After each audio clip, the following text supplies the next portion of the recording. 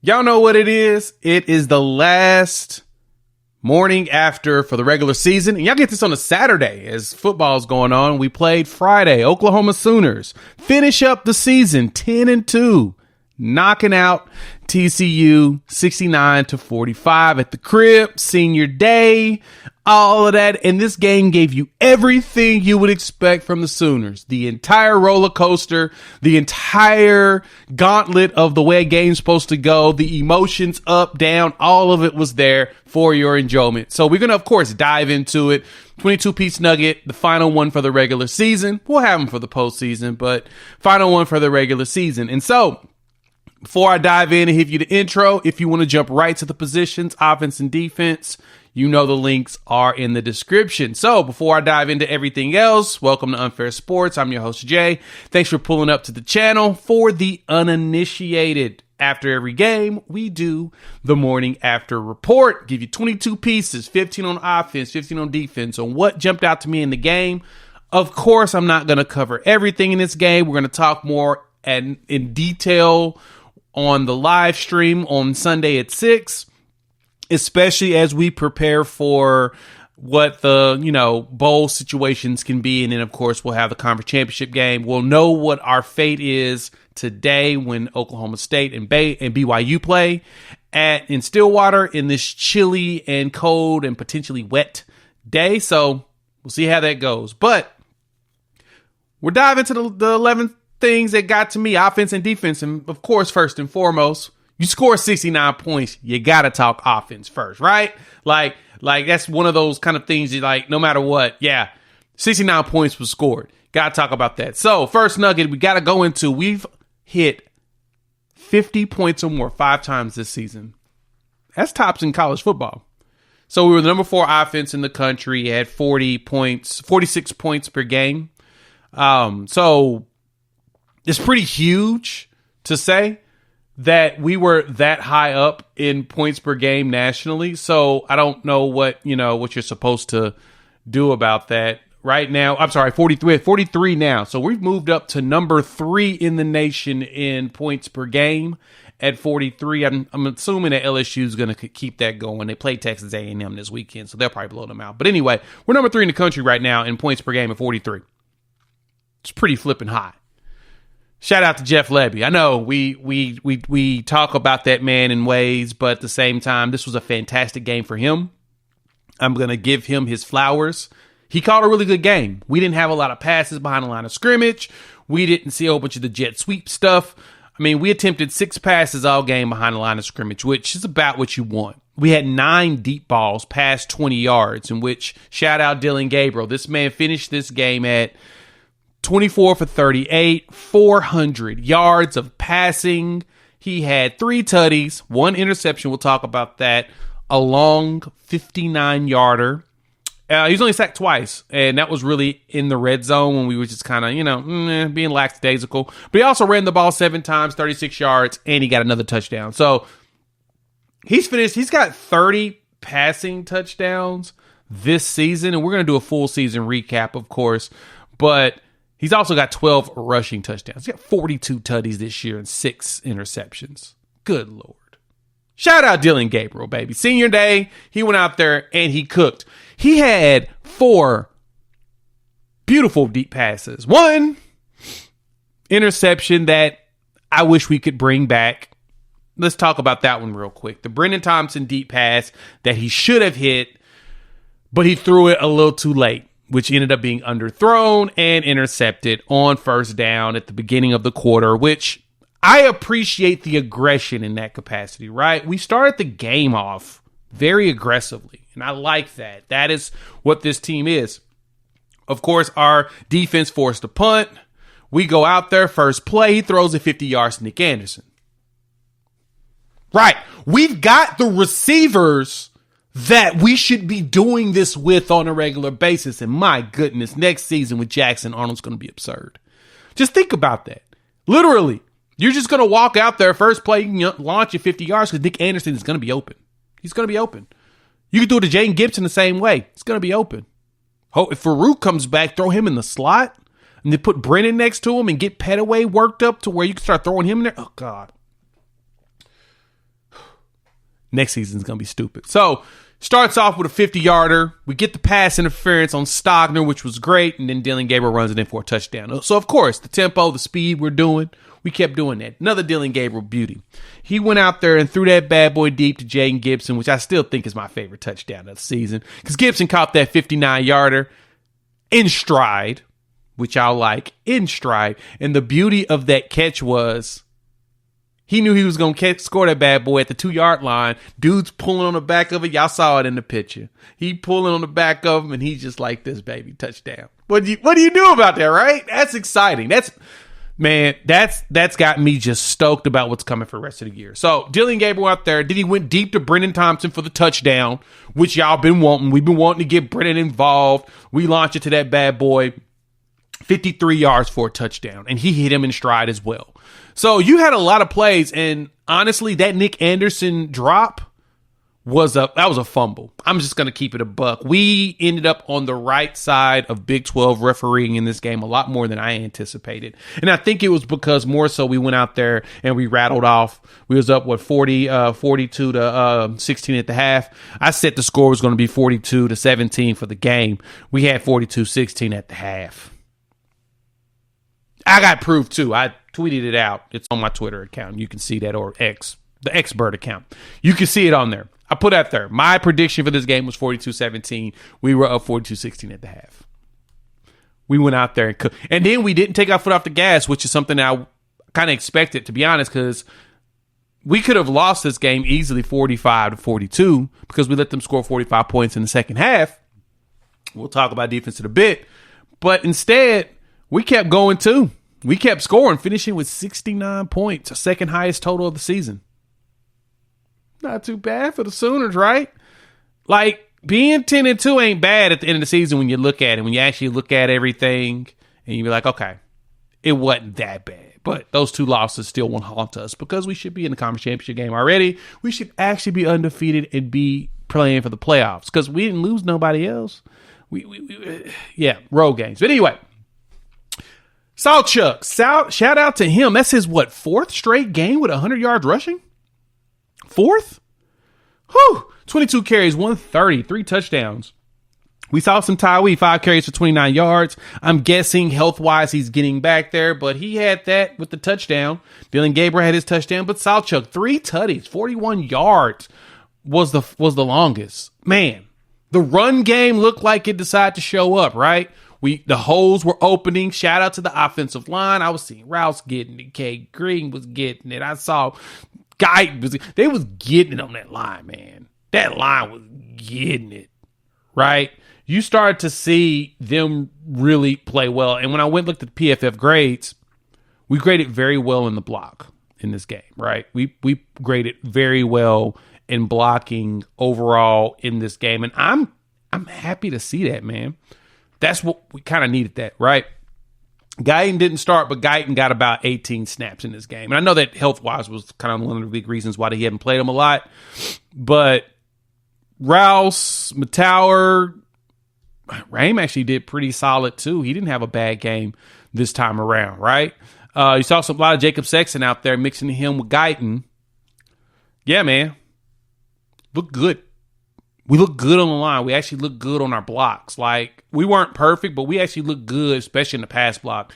Rouse and Matauer were doing great out there blocking. Guyton was still putting in work. Shout out to Beatonbow, man. The run blocking looked better. We was getting stuff open. Austin Stogner was laying some hammers out there.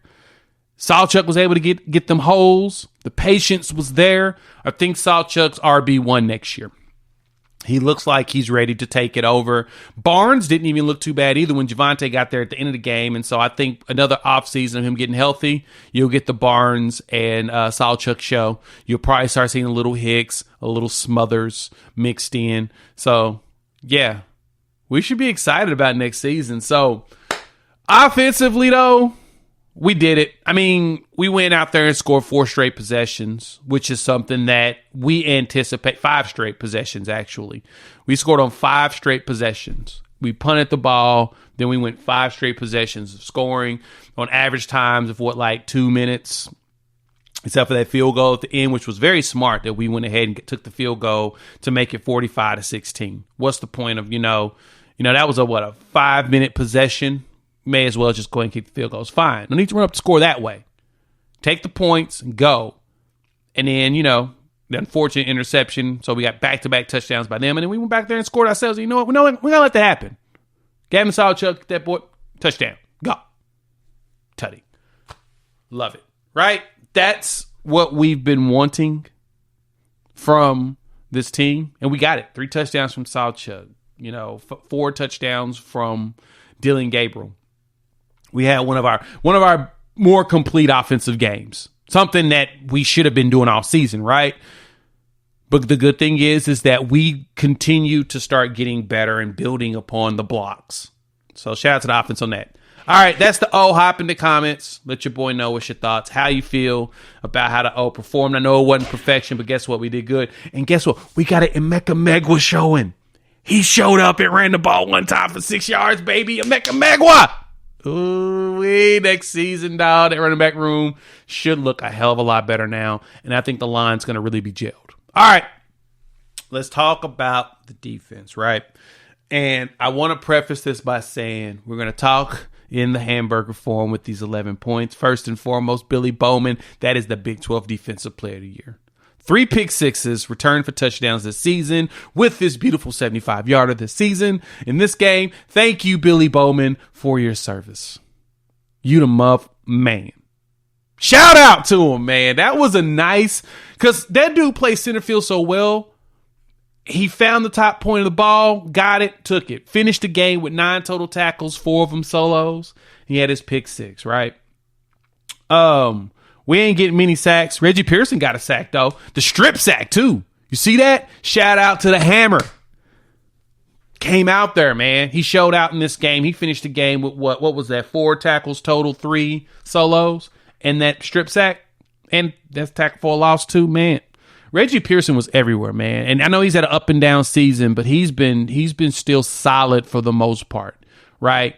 He's been more focused on laying the hammer instead of the interceptions, like at the beginning of the season.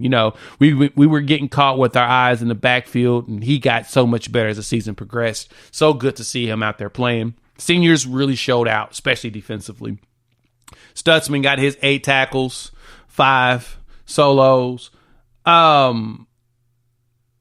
We've got some work to do at the linebacker spot, right? When Stutzman's out there, things look fine, but at the same time, the young guys, their tendencies are showing, and so they're being exposed. Kip looked a little exposed in a few times. We played Kanik because we need him to get the experience, because Stutzman ain't going to be here forever, so we need him out there. He's got all the talent in the world. He's got to make the right decisions, and I think he's going to get there. So I think we're solid with him.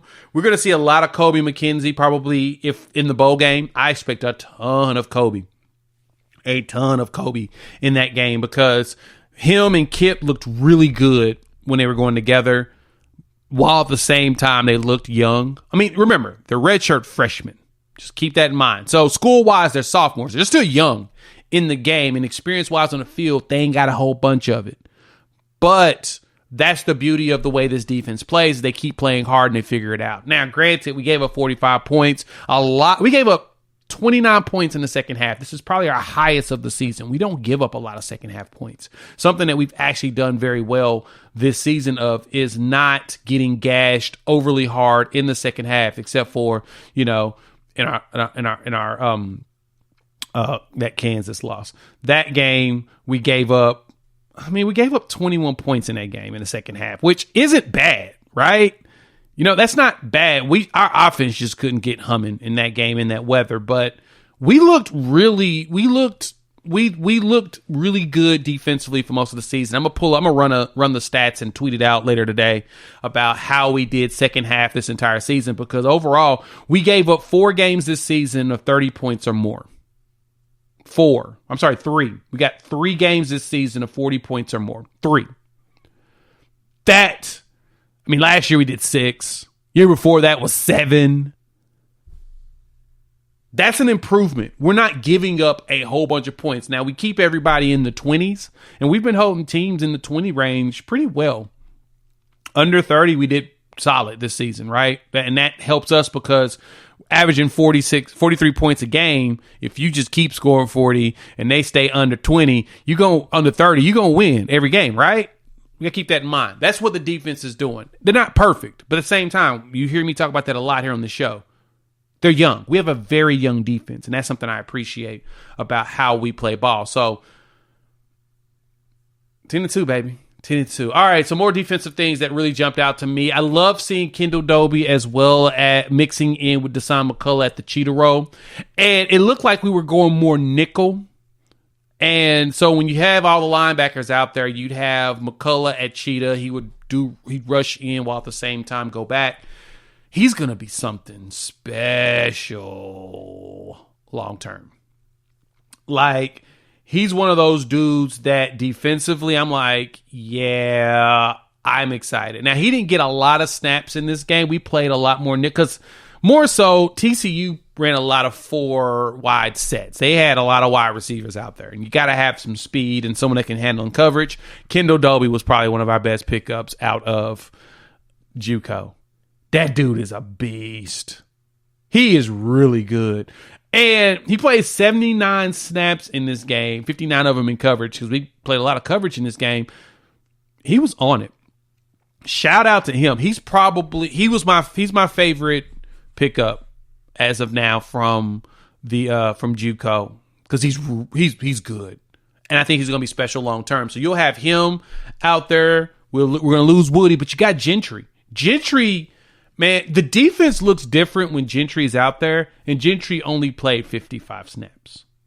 You saw some Josiah Wagner. We saw some of the young guys. We didn't get any Vickers, which hurts my heart, which means he's probably still down with his injury. But,